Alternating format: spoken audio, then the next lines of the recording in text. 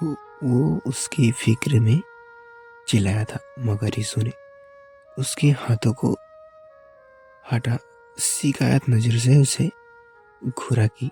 जब इतनी बड़ी बात हो गई और वो सब जानता था, तो उसने उसे कुछ कहा क्यों नहीं?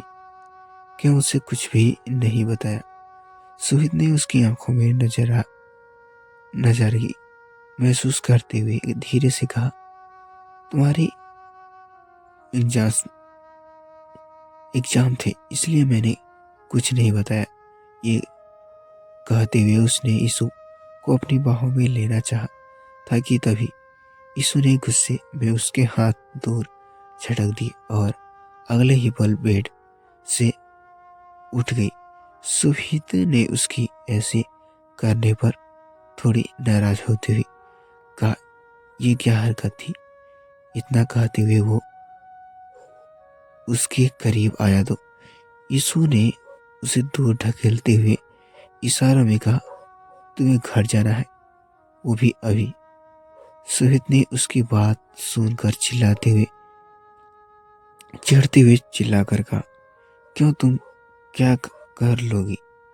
वही जाकर जो होना था हो गया। बेल पर रुद्र बाहर भी आ गया था। वह सही सलामत घर पर है। उसकी तेज आवाज सुन यीशु की आंखों में नमी आ गई। यह देख सुहित को बुरा लगा और उसने थोड़ा नरम पड़ते हुए अब यीशु के करीब उससे कुछ कहना चाहा था, मगर यीशु पीछे हट गई और जल्दी से रोती हुई रूम से बाहर निकली। सुमित ने उसके पास से गुजर कर जाने से गुस्से में अपनी मुट्ठी भींचते हुए कहा, ओ गॉड, मुझे ऐसे उससे बात नहीं करनी चाहिए थी। सुमित ने उससे मुंह पर हाथ रख दिया।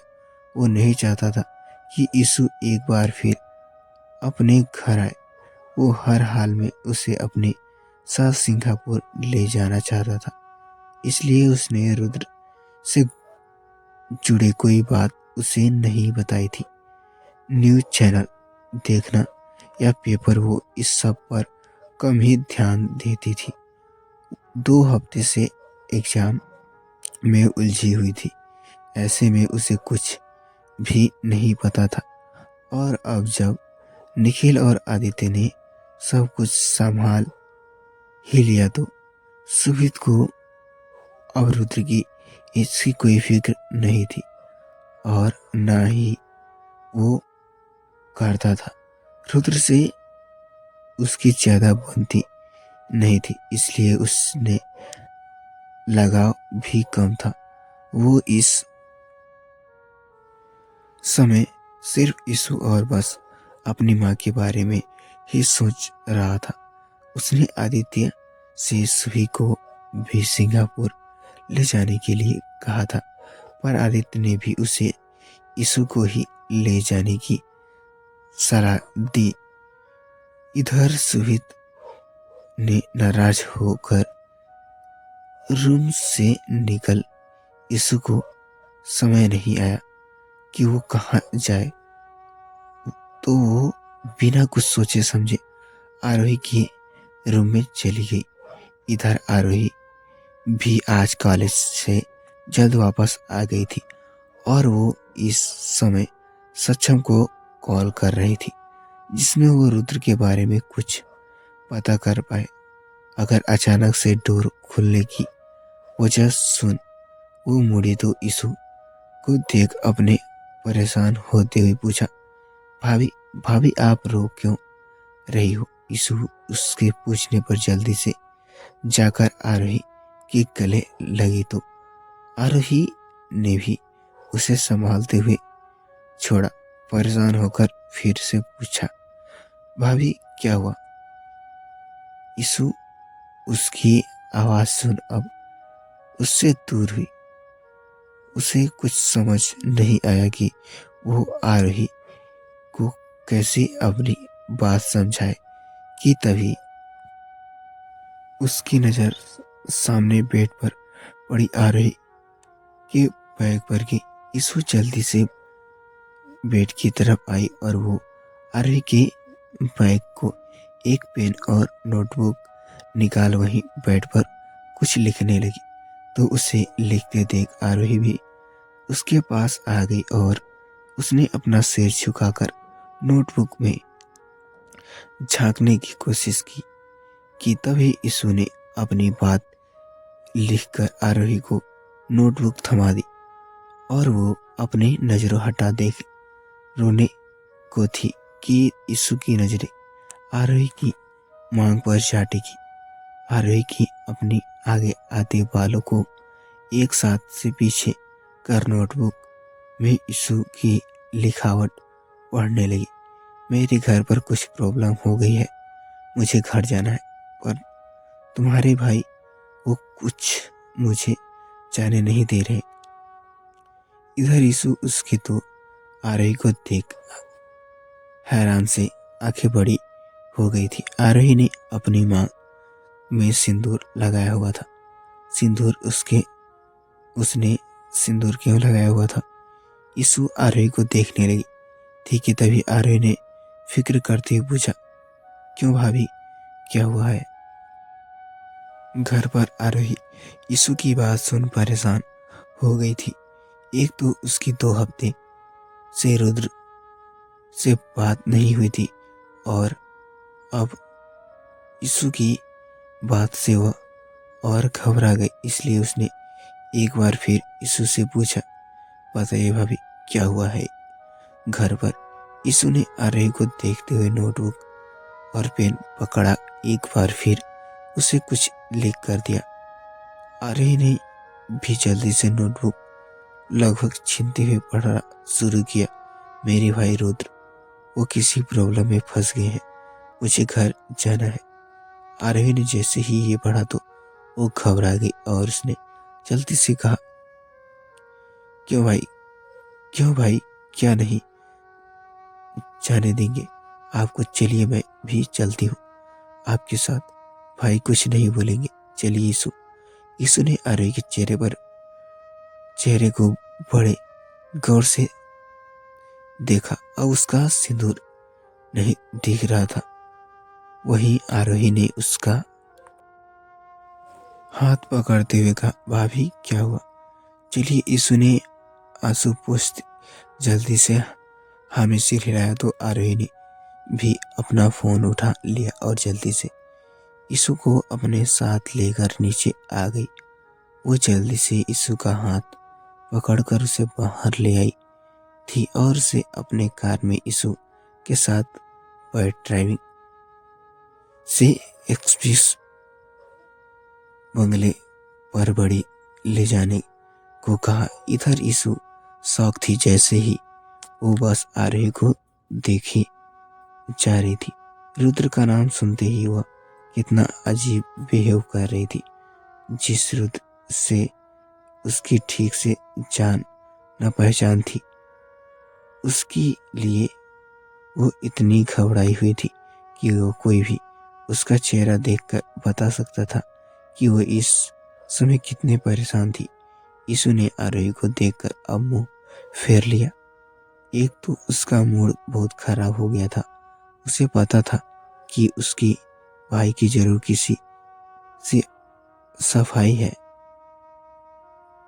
फंसाया है, पर जो भी हो इस सब से अभी घर का माहौल न जाने कैसा होगा। एक तो आयु ने भी उसे कुछ ठीक से बताया नहीं था।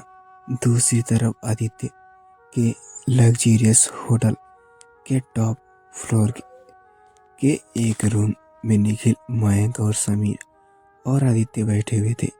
निखिल ने सिर झुकाए हुए आदित्य से कहा, थैंक यार, आज तू हेल्प नहीं करती तो पता नहीं। आदित्य ने अपनी सिगरेट एस ट्रे में बुझाने हुए थोड़ा नाराज होकर निखिल से कहा, पागल हो गई है क्या रुद्र को?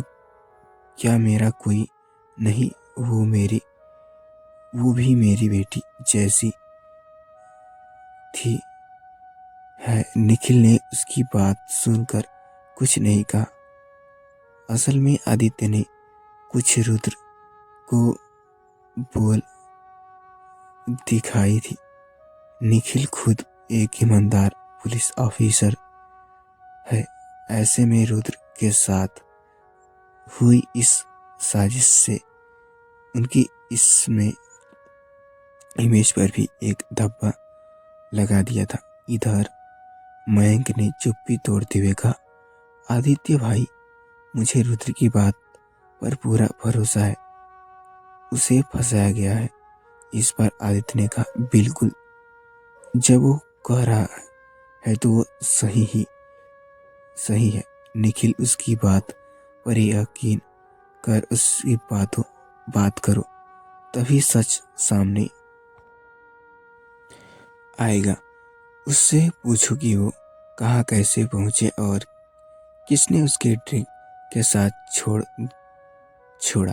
कि देखो, जवानी के जोश में खून उबाल पर रहते हैं। ऐसे में कब क्या गलती हो जाए हमसे भी। अपनी जवानी में कई गलतियां की है। निखिल ने आदित्य की बात सुन धीरे से कहा, नहीं यार, मैं भी जानता हूँ कि उसे फंसाया गया है। कितनी भी बदमाशी कर ले पर वो इस तरह के काम नहीं करेगा। समीर ने कुछ सोचते हुए कहा, जिसमें भी रुद्र को फंसाया है उसने रुद्र से पहले कोई दुश्मनी निकालने के लिए ये सब किया है और बड़ी चालाकी से रुद्र और बेचारे इस इंस्पेक्टर कमलेश के बेटे को भी फंसाया है। और क्या नाम है उस लड़के का? तो मयंक ने कहा, सक्षम। समीर ने कहा, हाँ। तभी रुद्र को डोर ओपन हुआ और वहां पर मुंबई के मशहूर एडवोकेट एमआर बख्शी ने आने की आदित्य से कहा, good evening MR Mittal. Aditya ने बैठे हुए ही एमआर बख्शी को अपने सामने पड़ी चेयर पर बैठने का इशारा करते हुए कहा, आइए एमआर बख्शी, हम आपका ही इंतजार कर रहे थे। बड़ा इंतजार कराया आपने।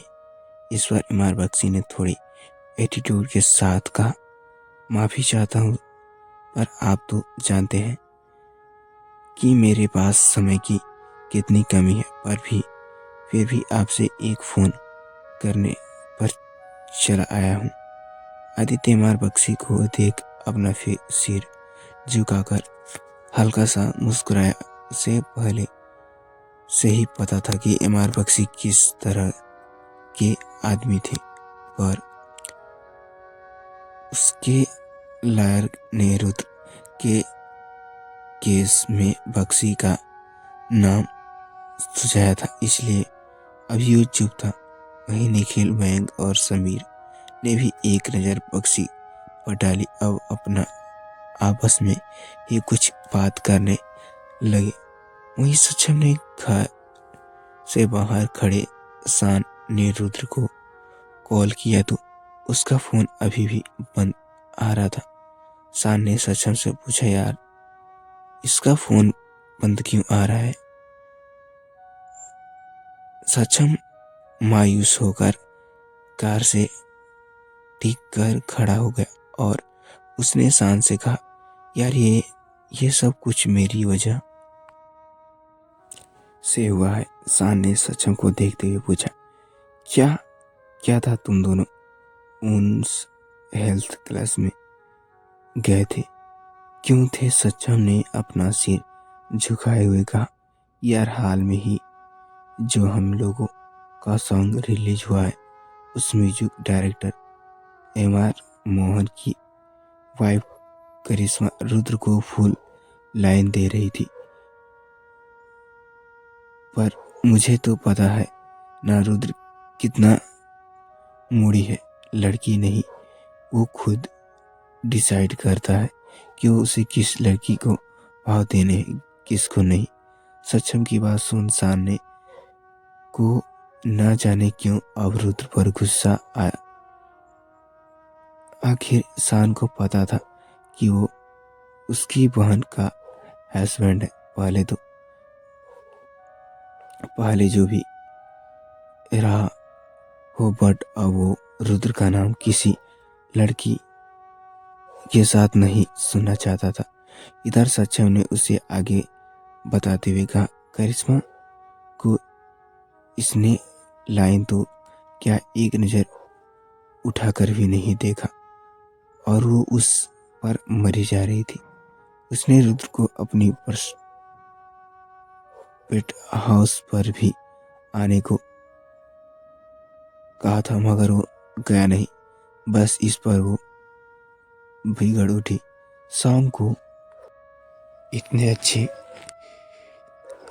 व्यूज मिलने के बाद भी उसने हमारी फुल पेमेंट हमें नहीं दी और एक फिल्म डायरेक्टर हमसे मीटिंग करना चाहे थे।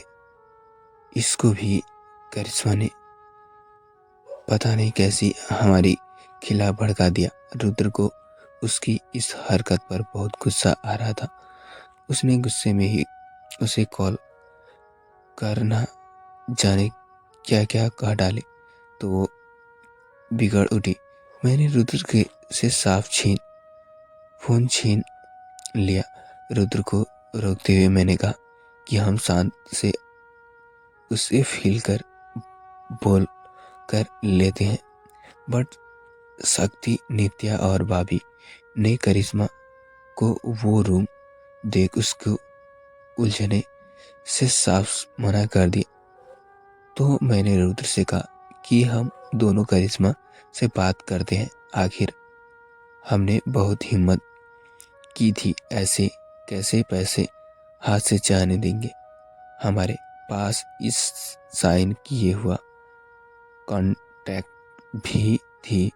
ऐसे में कोई दिक्कत वाली बात ही नहीं थी। शान चुपचाप खड़ा सक्षम की बात सुन रहा था। सक्षम ने आदित्य से कहा, मैंने करिश्मा को कॉल कर उससे कहा कि रुद्र उससे मिलना चाहता है। मैं जानता था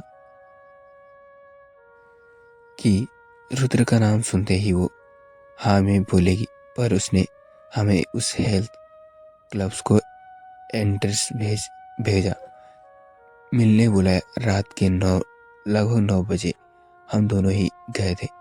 हेल्थ क्लब का वो रूम किसी बाहर से कम नहीं था। वो अकेले ही वहां आई थी।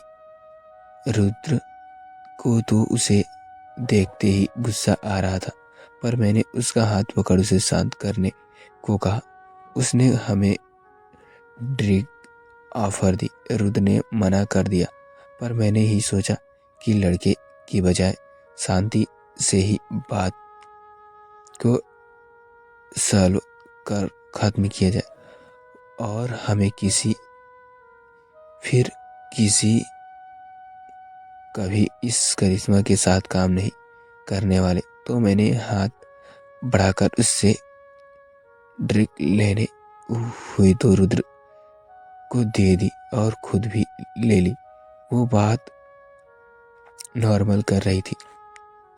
उसने रुद्र को अपने बिहेवियर के लिए माफ़ी भी मांगी और हमारी पूरी पेमेंट करने का प्राइस भी किया। तो रुद्र को उस पर कुछ डाउट हुआ और मैंने ही उसे ज़्यादा सोचने से रोक दिया। हम दोनों ने बातों में बस एक ड्रिंक खत्म की थी कि हम दोनों बेहोश हो गए थे।